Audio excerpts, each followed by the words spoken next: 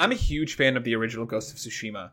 It was one of my favorite games last year. The story was fantastic, the open world was beautiful, and the combat was incredibly fun to learn and rewarding to master. It was an open world game that respected your time. With the director's cut, PlayStation and Sucker Punch have brought Ghost to PS5 with a bunch of enhancements, with the biggest of all being Iki Island, a whole new chapter in the story. Let's start with the new enhancements. The game looks fantastic running at 60 frames per second and rarely ever dips below that. The haptics feel immersive and great, and the Japanese lip syncing is a sorely needed update.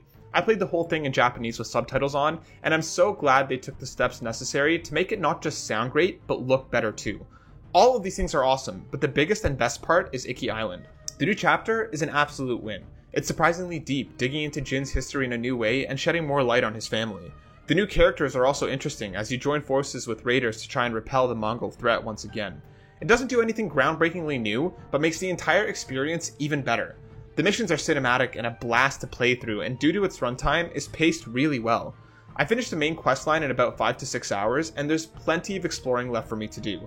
Sucker Punch has also added a bunch of new side content, including animal sanctuary missions that have you playing the flute to bond with different animals. It's adorable.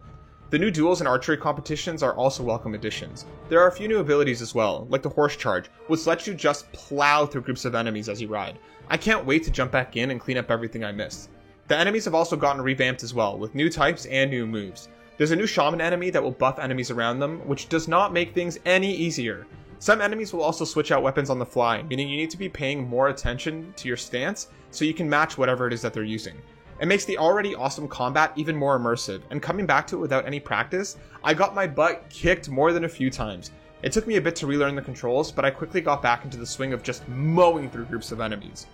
If you enjoyed Ghost of Tsushima on PS4, the director's cut on PS5 is fantastic. It takes an already incredible game and makes it even better, adds new content that feels meaningful and has impact, and is totally worth the price of admission.